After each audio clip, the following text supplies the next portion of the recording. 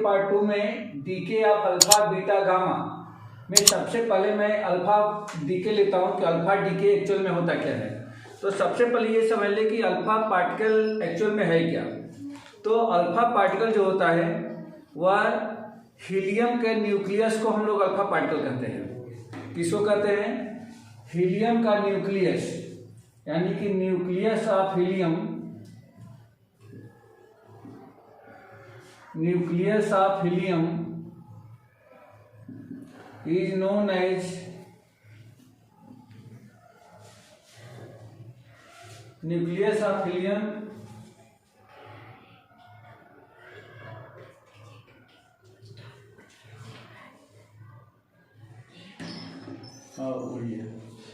nucleus of helium is known as alpha particle। इसी को हम लोग अल्फा पार्टिकल कहते हैं। हीलियम का जो न्यूक्लियस होता है उसको अल्फा पार्टिकल कहते हैं। तो अब यहाँ पे एक मैं जनरल फॉर्म बताने जा रहा हूँ कि जनरल फॉर्म में जब किसी एलिमेंट से एक अल्फा पार्टिकल जब रिलीज होता है या किसी एलिमेंट के न्यूक्लियस जो अल्फा पार्टिकल रिलीज होता है तो क्या बनता है और वह कैसे रिलीज होता है। तो देखिए,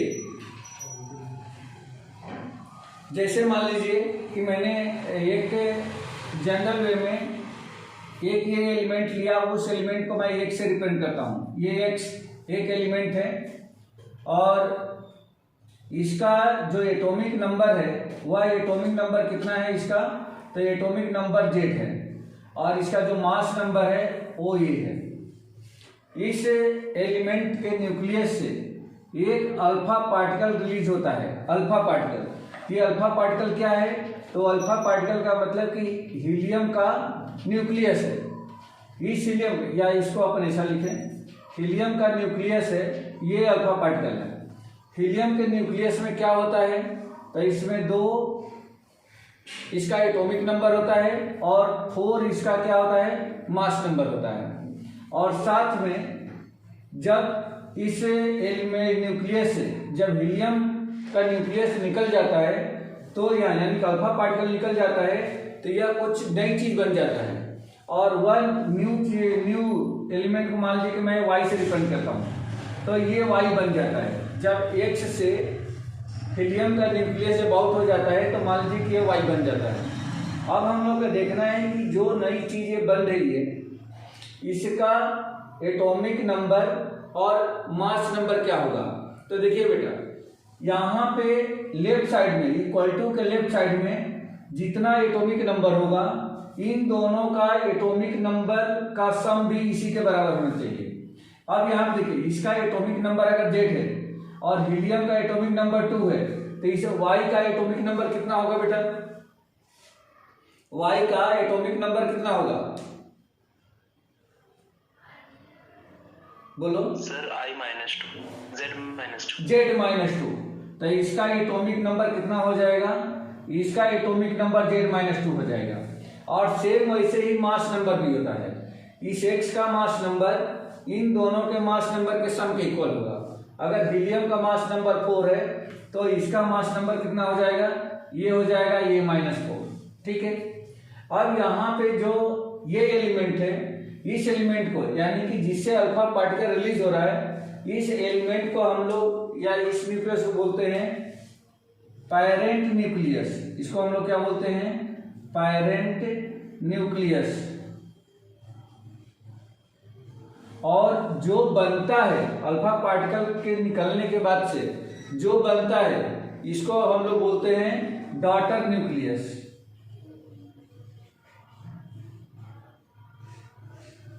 डॉटर न्यूक्लियस। ये इतना समझ में आया क्या बेटा? ये समझ में आ गया क्या कि जिसमें से अल्फा पार्टिकल निकलता है उसको पैरेंट न्यूक्लियस बोलते हैं और जो बनता है अल्फा पार्टिकल निकलने के बाद से उसको हम लोग डॉटर न्यूक्लियस कहते हैं। ठीक है।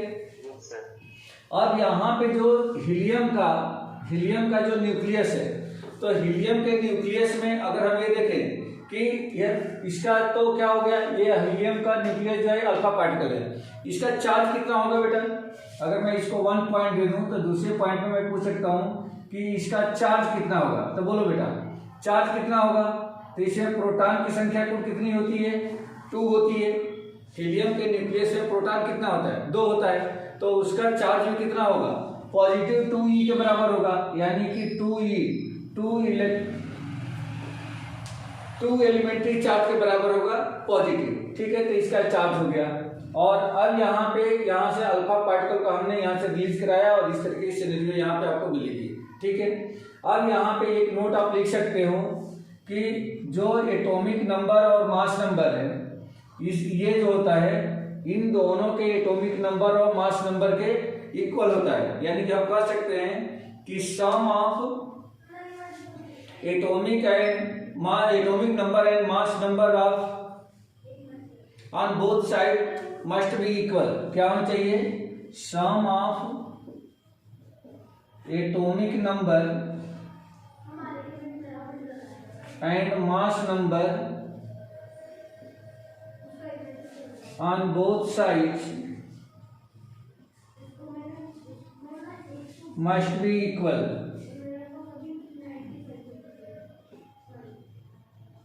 ये होना चाहिए बेटा। ये आप एक तरीके से नोट के रूप में आप लोग इसको लर्न कर लोगे, तो इस तरीके से आप लोग कैलकुलेट कर पाओगे कि जो यहाँ पे बनेगा यानी कि डॉटर न्यूक्लियाई का एटॉमिक नंबर और मास नंबर कितना होगा।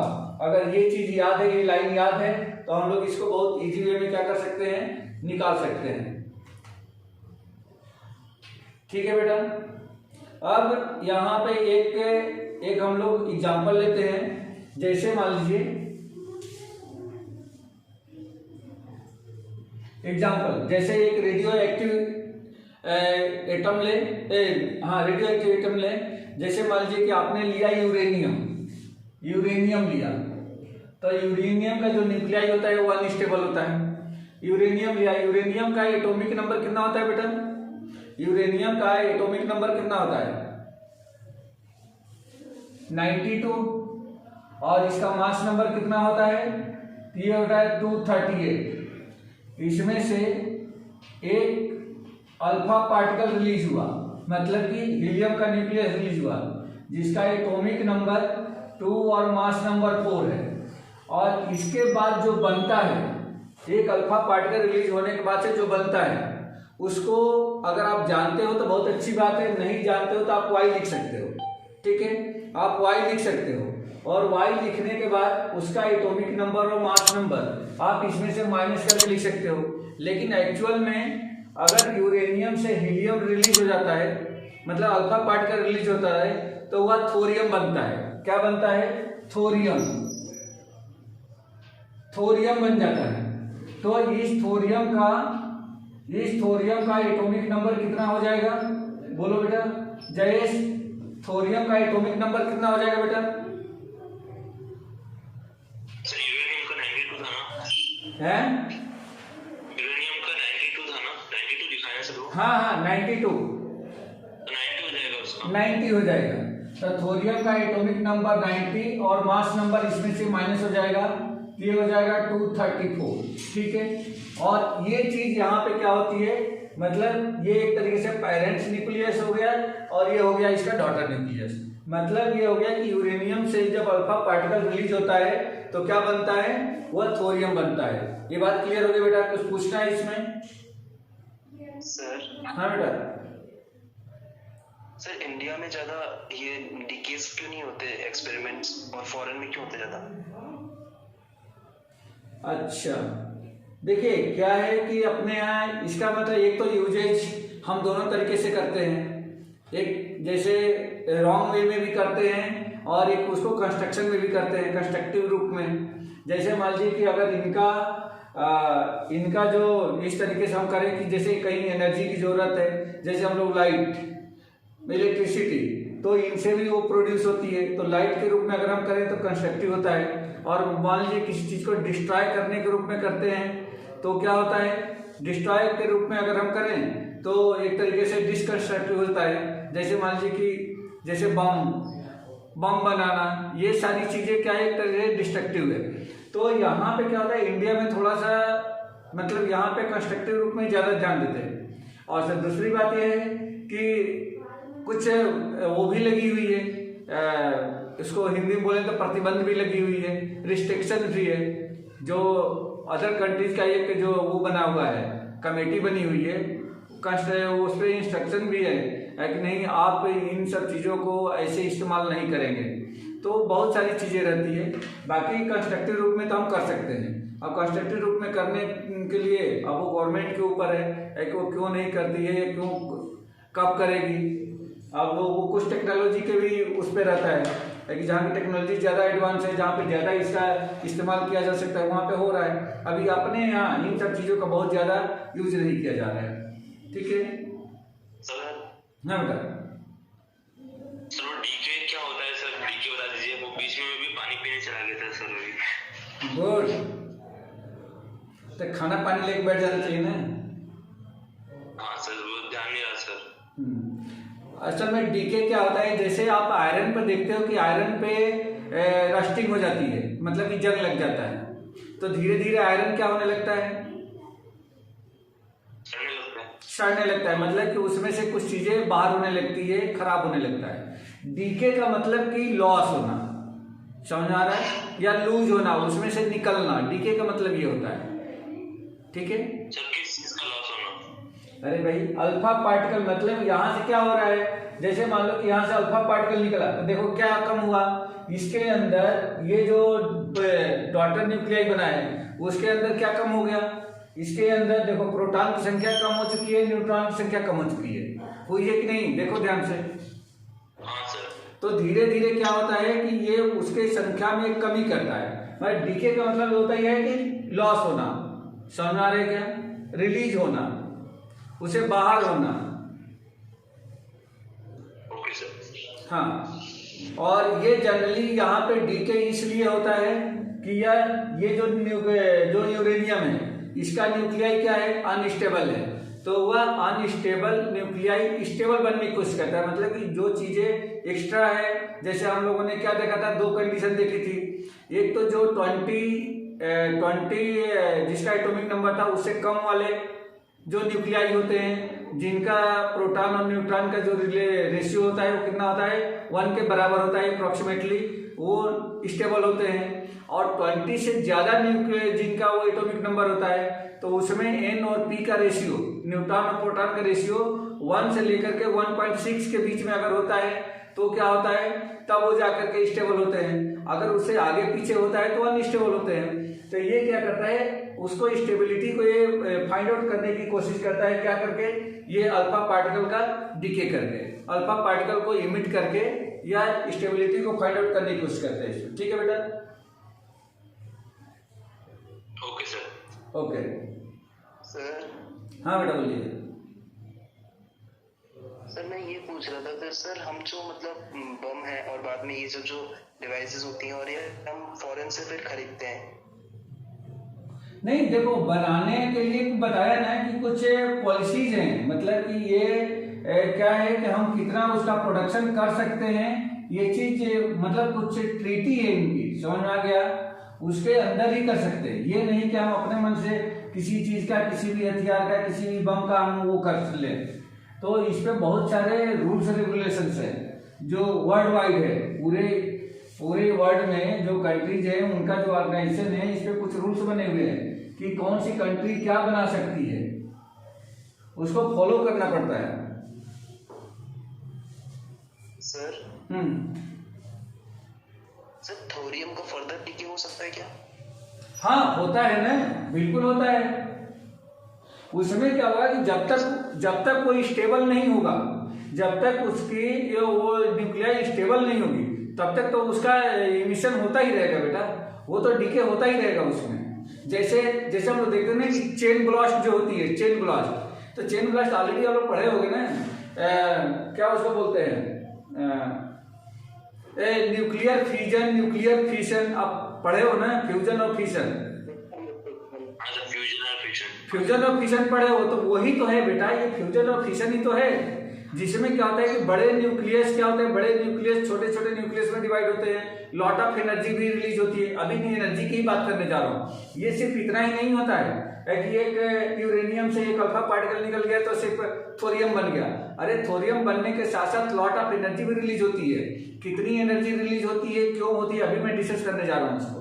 ठीक है, तो ये जब तक ये स्टेबल नहीं हो जाएंगे तब तक ये बिल्कुल वैसे कंटिन्यू ये चलता रहता है। ठीक है, हाँ। सर ये जो एनर्जी रिलीज होती है डीके के समय, तो इसी को सर अपन एटॉमिक एनर्जी में यूज करते हैं। हाँ, वही एनर्जी है। Okay sir. हाँ, तो अब देखिए वही हम लोग डिस्कस करने जा रहे हैं, energy decay sir, energy in decay कितनी एनर्जी डीके होता है तो कितनी एनर्जी रिलीज होती है, ये हम लोग देखना है। अच्छा, इस एनर्जी इन डीके को हम लोग मास डिफेक्ट भी कह सकते हैं, और इसको हम लोग मास डिफेक्ट भी इसको कहा जाता है। ठीक है, मास डिफेक्ट। अब ये क्या होता है ये समझ लीजिए। मास डिफेक्ट का मतलब ये है कि जैसे मान लीजिए कि किसी भी न्यूक्लियाई से जब कोई अल्फा पार्टिकल रिलीज होता है और रिलीज होने के बाद से जो डॉटर न्यूक्लियाई बनता है, उन दोनों का मास का सम, मतलब अल्फा पार्टिकल और डॉटर न्यूक्लियाई के मास का सम जो पेरेंट न्यूक्लियाई है उसके मास से कुछ लेस होता है, उसके मास से कुछ कम होता है, यानी कि कुछ मास का लॉस हो जाता है।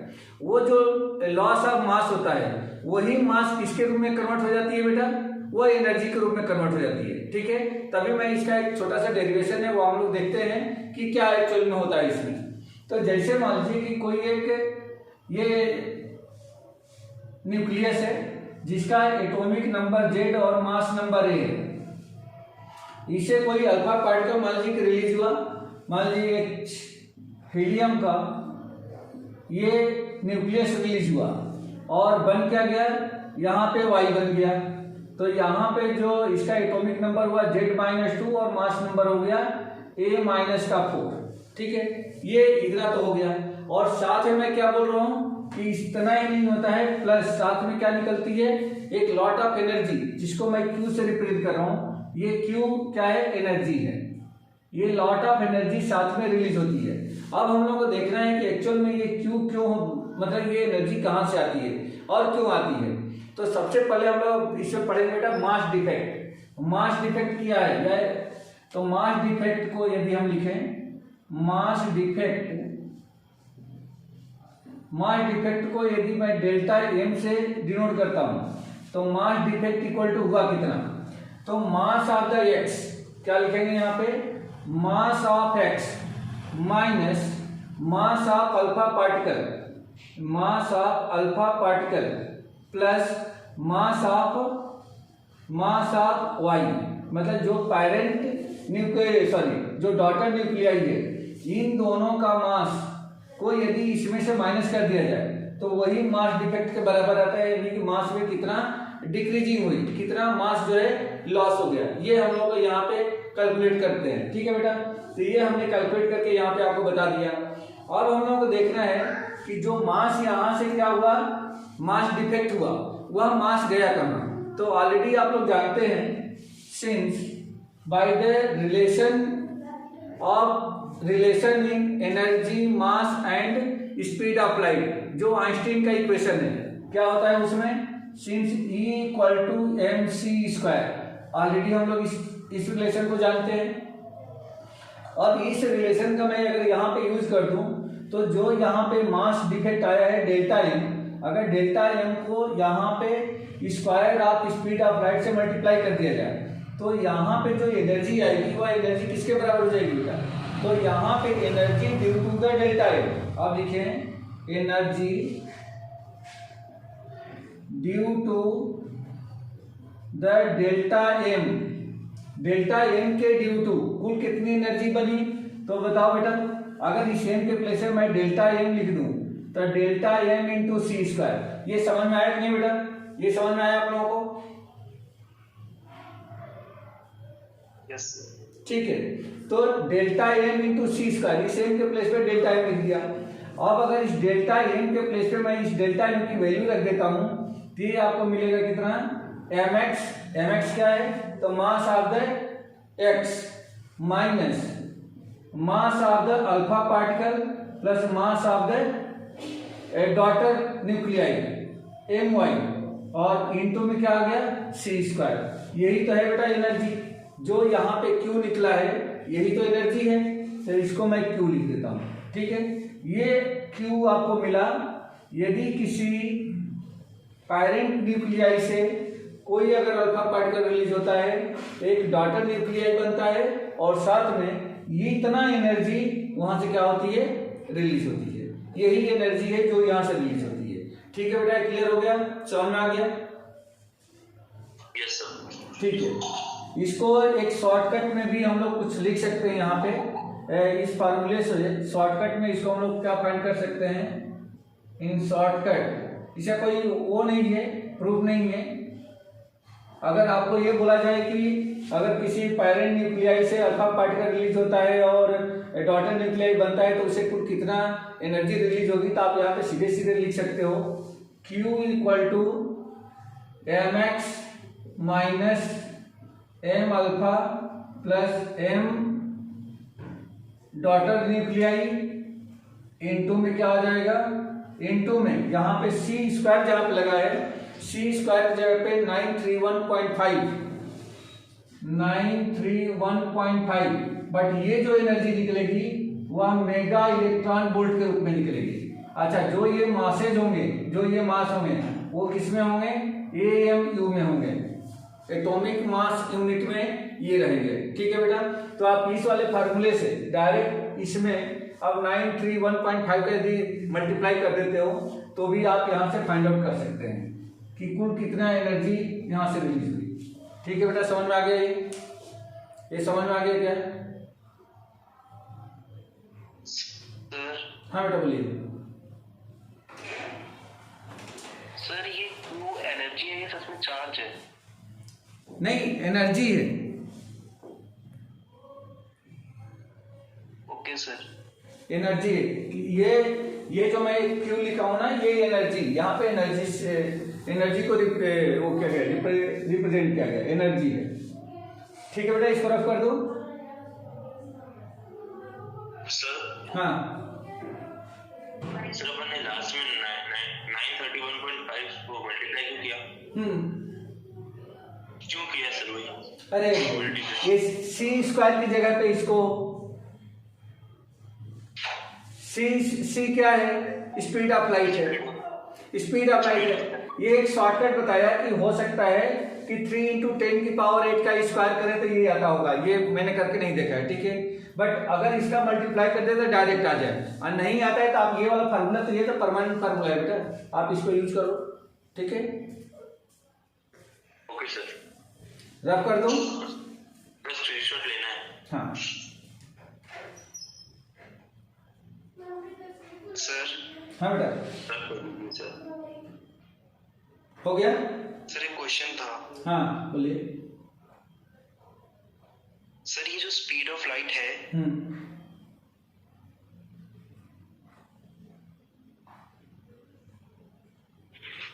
हेलो सर, बोलो बेटा, बोलो बोलो, सुन रहा हूँ। सर ये जो स्पीड ऑफ लाइट है, ये सर अभी मतलब आज के जनरेशन में सबसे स्पीड मानी जाती है, लेकिन सर ऐसा भी तो हो सकता है कि आगे इससे भी कोई स्पीड हो जाए किसी की। बिल्कुल हो सकती है, बिल्कुल बिल्कुल कुछ भी हो सकता है, अभी तक यही है। सर सारे फॉर्मूलाज फिजिक्स के चेंज ही हो जाएंगे फिर तो। हाँ, ये एक दिन आपका क्वेश्चन और था। देखो आगे क्या होगा, अभी तो जो है वही देखेंगे, आगे क्या होगा कुछ भी हो सकता है। ठीक है, हर चीज कुछ न कुछ नई चीज आ रही है, लेकिन पढ़ना नहीं भूलेंगे। पढ़ना हमें सब कुछ पड़ेगा, जो फेल हो गया उसको भी पढ़ना पड़ेगा, जो चल रहा है उसको भी पढ़ना पड़ेगा। सर पता चला हम पढ़ के बाहर निकले और नए टॉपिक आ गया तो फिर हमारा क्या होगा? हाँ सही बात है। चलिए अगला पॉइंट है अपना मोमेंटम कंजर्वेशन। इसी का momentum conservation.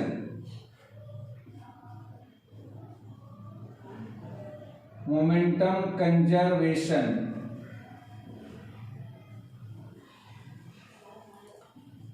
Conservation of momentum से ऑलरेडी हम लोग जानते हैं कि initial momentum equal to final momentum, यही हम लोग पढ़ते आए हैं आजकल।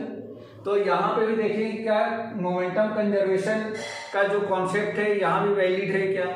अच्छा, दूसरी चीज की मोमेंटम ऑलरेडी हम जानते हैं मोमेंटम होता क्या है। तो मोमेंटम किसी भी ऑब्जेक्ट के मास और उसकी वेलोसिटी का प्रोडक्ट होता है। ठीक है बेटा। अब यहाँ से मान लीजिए कि जैसे कोई एक आपने न्यूक्लियाई लिया, ये मान लीजिए कोई एक न्यूक्लियाई है और ये न्यूक्लियाई यहाँ पे सबसे पहले तो ये मानते हैं कि रेस्ट में है। अब यहाँ से इसको मैंने एक्स नाम दिया, यहाँ से कोई एक अल्फा पार्टिकल रिलीज हुआ और रिलीज होने के बाद से क्या बन गया, एक पेरेंट न्यूक्लियाई, सॉरी एक डॉटर न्यूक्लियाई बन गया। अब यहाँ पे पहले मैं डॉटर न्यूक्लियाई को ही लिख लेता हूँ। यहाँ पे मान लीजिए कि ये डॉटर न्यूक्लियाई बना, यहाँ पे ये डॉटर न्यूक्लियाई, इसको मैं वाई नाम दे देता हूँ और उसके बाद इसमें एक अल्फा पार्टिकल यहाँ से रिलीज हुआ था। ये अल्फा पार्टिकल, मान लीजिए ये अल्फा पार्टिकल है, अल्फा पार्टिकल यहाँ से रिलीज हुआ। ठीक है बेटा, ये इस तरह से ये हमने बता दिया। इसका मैं मान लेता हूं कि इसका जो मास है वह mx है, इसका जो मास है वह my है और इसका जो मास है वह m अल्फा है, m अल्फा। मैं ये मान लेता हूं कि इसका जो वेलोसिटी है, एक्चुअल में इसकी वेलोसिटी ये तो रेस्ट में है, तो इसके वेलोसिटी को यदि vx से डिनोट किया जाए तो vx इक्वल टू 0 हो जाएगी। इसकी वेलोसिटी को मैं मान लेता हूं कि vy है और इसकी वेलोसिटी को मैं मान लेता हूं कि v अल्फा है। अब यहां से जैसे ही अल्फा पार्टिकल रिलीज हुआ तो ये अल्फा पार्टिकल रिलीज होकर के इस डायरेक्शन में क्या कर रहा है, ये मूव कर रहा है। अब ये रेस्ट में है, यहाँ पर रेस्ट में है तो चल नहीं रहा है और इसका अस्तित्व भी वैसे खत्म हो गया। जैसे ही इससे अल्फा पार्टिकल निकला तो इसका अस्तित्व खत्म होकर के क्या बन गया, मतलब डॉटर न्यूक्लियाई बन गया है। तो यहाँ पे ये MY बन गया है। अब आप यहाँ पे देख सकते हैं कि जो ये इसका मास तो ज्यादा होगा, इसका मास कम होगा, ये बहुत स्पीड से इधर जा रहा होगा और ये अगर इस डायरेक्शन में जा रहा है तो इसके मोशन का डायरेक्शन किधर हो सकता है बेटा, आप बता सकते हो कि आप लोग? बैकवर्ड होगा, बिल्कुल। कौन सा, न्यूटन का थर्ड लॉ ऑफ मोशन। ठीक है, तो इसका डायरेक्शन जो है इस डायरेक्शन में होगा, मतलब कि इसके डायरेक्शन को हम लोग क्या लगा लेंगे, माइनस का sign. Minus sign only represent the opposite direction, बस यही बता रहा है। और ये तो इस डायरेक्शन में मूव कर रहा है, इसका मास कम होगा, इसका मास ज्यादा होगा, इसकी वेलोसिटी कम होगी, इसकी वेलोसिटी ज्यादा होगी। ठीक है, अब यहाँ पे इसका मोमेंटम कितना होगा बेटा, अगर मैं इसको px से डिनोट करूं तो px इक्वल टू क्या, p इक्वल टू क्या होगा, m इंटू बी, तो mx इंटू vx, vx 0 है, इसका मोमेंटम क्या हो गया, ये तो 0 हो गया। अब यहाँ पे अगर अब इन दोनों का अगर वो निकाला जाए सम, तो इसका मोमेंटम प्लस इसका मोमेंटम इक्वल टू इसका मोमेंटम होगा। इसका मोमेंटम क्या हो जाएगा बेटा, इसका मोमेंटम जैसे पी वाई की मैं बात करूं तो क्या हो जाएगा, एम वाई इंटू में वी वाई, और माइनस लगाए थे, यहाँ माइनस लगा दें, और इसका मोमेंटम कितना हो जाएगा, अगर पी अल्फा की बात की जाए तो ये मिलेगा हमें कितना, एम अल्फा इंटू में वी अल्फा। अब आप जानते हैं कि कंजर्वेशन ऑफ मोमेंटम कहता है कि initial momentum equal to final momentum, मतलब इन दोनों के मोमेंटम का सम इसके मोमेंटम के इक्वल होगा। दैट मीन्स यहाँ हो जाएगा P X equal to P Y plus P alpha. P X तो 0 है, पी वाई कितना है, माइनस एम वाई इंटू में वी वाई प्लस में एम अल्फा इंटू में वी अल्फा। अब यहां से अगर ये कैलकुलेट किया जाए तो अगर मैं इसको इधर भेज देता हूं तो ये आपको क्या मिल गया, ये मिल गया एम वाई इंटू में V Y equal to M alpha into में वी अल्फा। ये तो ये मिल गया। अगर मैं M Y into V Y, ये क्या है बेटा, ये है पी वाई इक्वल टू, ये क्या है, ये है पी अल्फा। मतलब मोमेंटम ऑफ ये daughter nuclei equal to momentum of alpha particle, लेकिन ये इसको हम मैग्नीट्यूड में लेंगे, इनका मैग्नीट्यूड क्या होगा, सेम होगा। ये बात समझ में आ गई थी बेटा, ये बात समझ में आ गई क्या? और इसको हम लोग कंसीडर कर सकते हैं कि p के बराबर होगा, यानी कि इन दोनों का मोमेंटम सेम होगा। अब मेरा आप लोगों से एक क्वेश्चन है, वह क्वेश्चन ये है कि अब आप लोग ये बताइए कि इन दोनों में से, इन दोनों का मोमेंटम तो सेम है, बट इन दोनों में से किसकी काइनेटिक एनर्जी ज्यादा है? बोलिए बेटा। अल्फा पार्टिकल है, अल्फा पार्टिकल की काइनेटिक एनर्जी ज्यादा होगी। रीजन ये है कि अल्फा पार्टिकल काइनेटिक एनर्जी जो होती है हाफ mv स्क्वायर के बराबर होती है, मतलब कि वेलोसिटी के स्क्वायर के डायरेक्टली प्रोपोर्शनल है।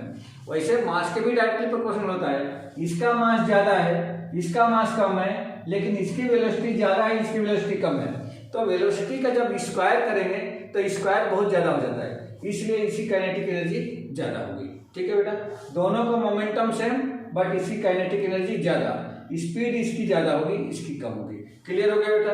इतनी बात, कोई डाउट है इसमें?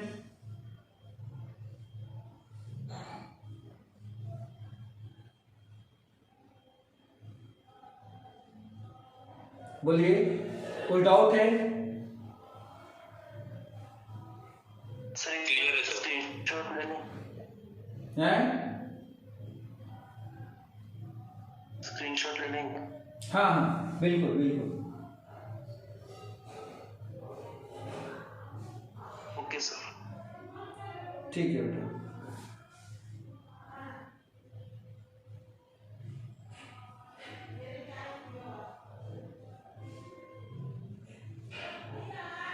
हाँ, अब आगे हम लोग बढ़ते हैं, नेक्स्ट टॉपिक लें, kinetic energy of emitted alpha particle.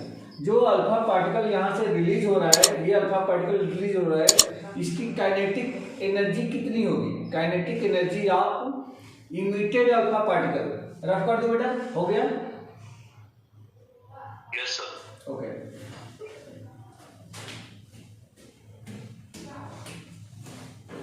Kinetic energy of emitted alpha particle.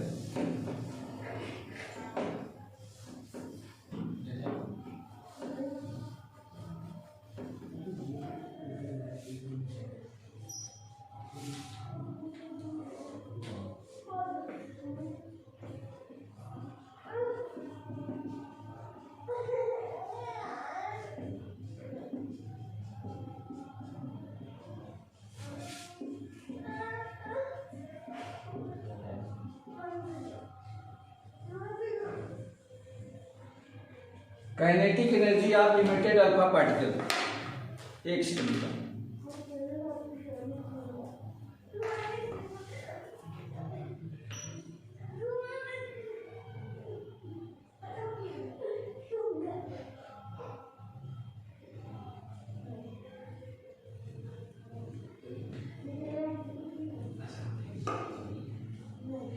हाँ बेटा देखिए, kinetic energy of limited alpha particle, तो ऑलरेडी इसमें हम लोगों ने क्या देखा था कि जैसे मान लीजिए कि कोई एक पैरेंट न्यूक्लियाई है, तो पैरेंट न्यूक्लियाई से तीन चीजें बनती है। एक तो सबसे पहले क्या बनता है, एक अल्फा पार्टिकल रिलीज होता है, दूसरा डॉटर न्यूक्लियाई बनती है, और फिर साथ में एक एनर्जी यहाँ से रिलीज होती है, लॉट ऑफ एनर्जी रिलीज होती है। तो ये चीजें हम लोगों को यहाँ पे दिखनी रहेगी, ठीक है? इसी की हेल्प से हम लोग यहाँ पे फाइंड आउट करने वाले हैं। अब यहाँ पे देखिए, अभी हम लोगों ने देखा था कि जो एनर्जी होती है, एनर्जी को मैंने Q से रिप्रेजेंट किया था, तो मैं भी यहाँ पे Q से ही लिख रहा हूँ। तो Q इक्वल टू, ये जो Q है, ये इन दोनों के काइनेटिक एनर्जी के सम के इक्वल होगा। ये जो एनर्जी मिल रही है, इन दोनों के काइनेटिक एनर्जी के सम के इक्वल होगा। किसके? अल्फा पार्टिकल और डॉटर न्यूक्लियाई के।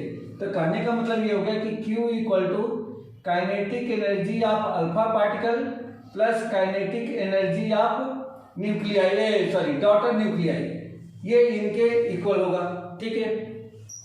अब यहां से अगर मैं ये kinetic energy of alpha particle और kinetic energy of daughter nuclei को अगर मैं मोमेंटम के फॉर्म में लिखना चाहूँ, तो कैसे मोमेंटम के फॉर्म में लिख सकते हैं? आप इसको इक्वेशन 1 मान लो। अब आप इसको इक्वेशन 1 कंसीडर करो। अब आप जानते हो कि since kinetic energy equal to क्या होता है 1/2 mv², ये होता है kinetic energy equal to 1/2 mv²। और एंड मोमेंटम इक्वल टू क्या होता है P equal to m into V. अगर मैं यहाँ से v निकाल लूँ तो v इक्वल टू हो जाएगा P/m। अगर v की वैल्यू मैं इस काइनेटिक एनर्जी वाले में v के प्लेस पे रख दूँ तो देयरफॉर काइनेटिक एनर्जी हमें कितना मिल जाएगी 1/2 इंटू m इंटू P/m का होल स्क्वायर।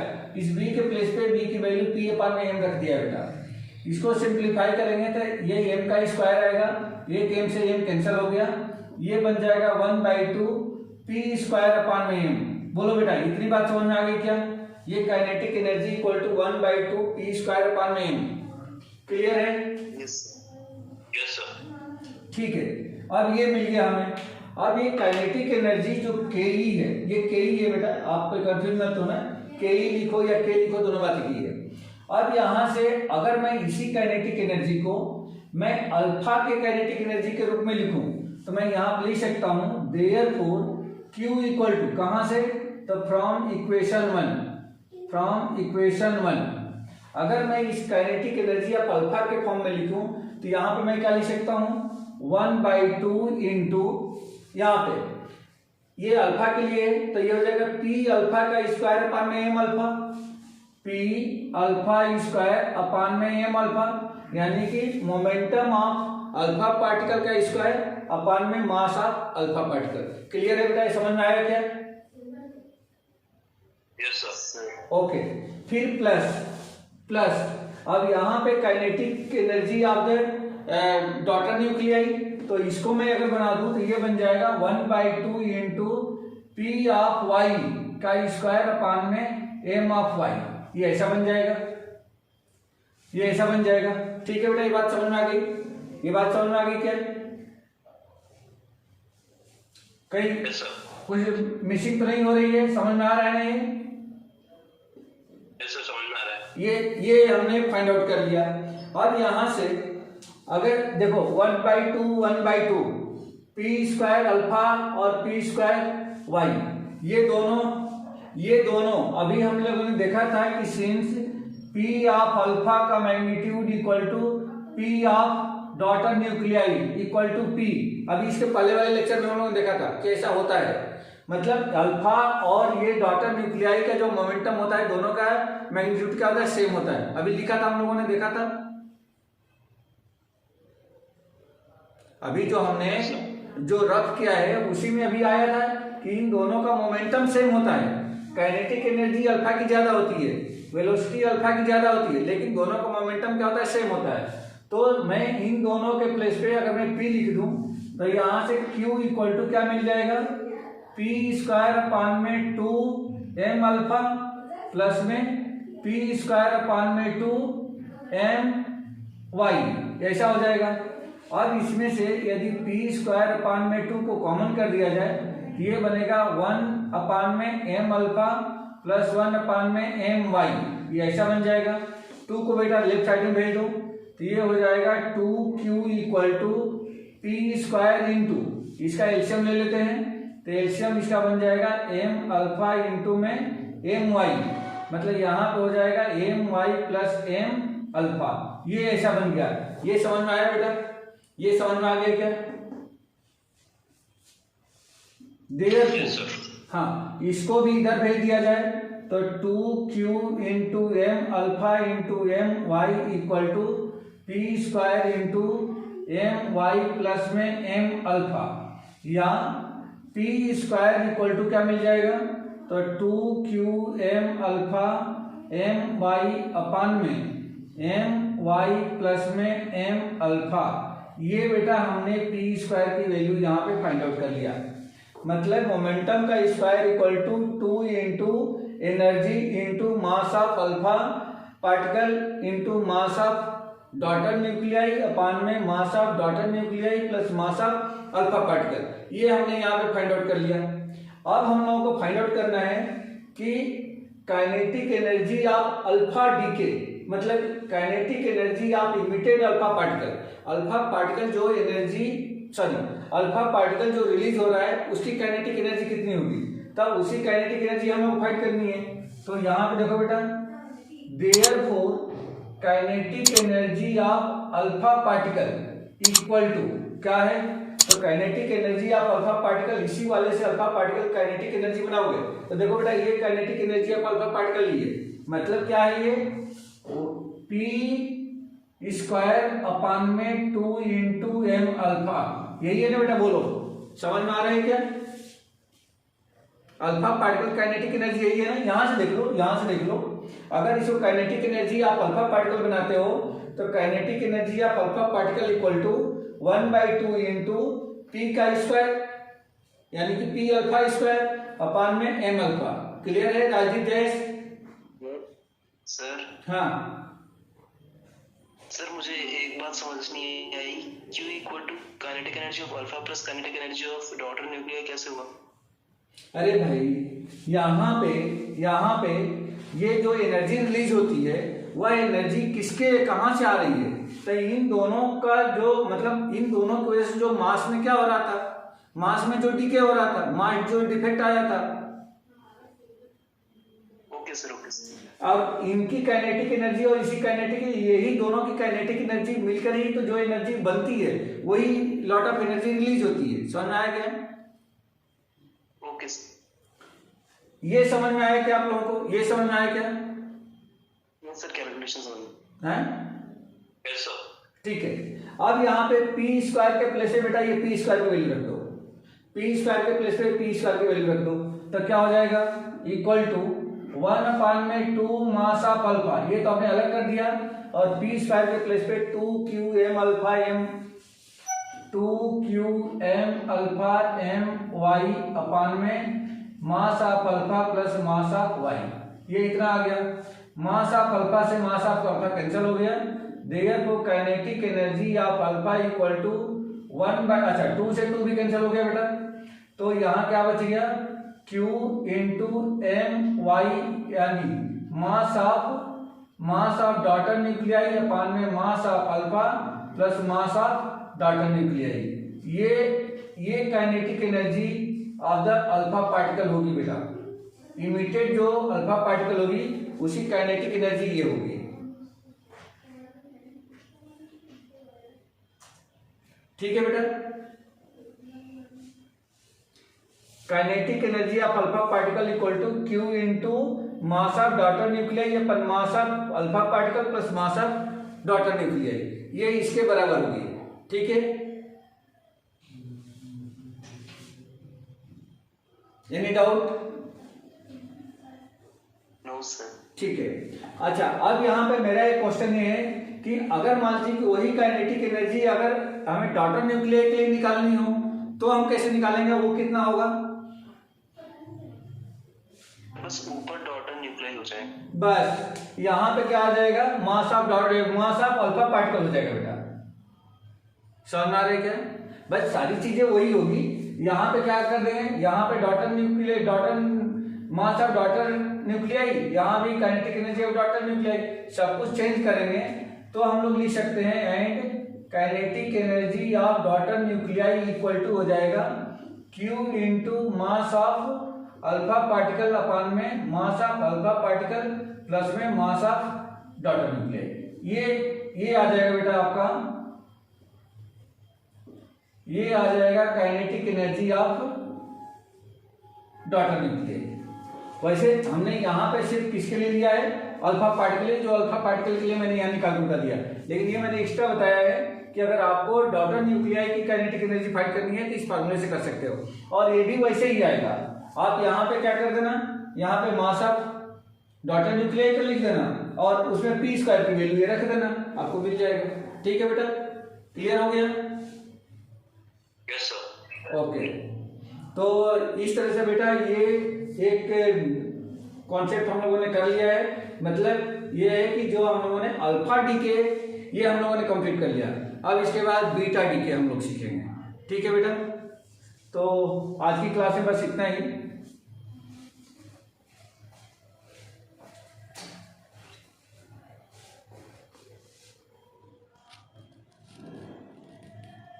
सर हाँ बेटा।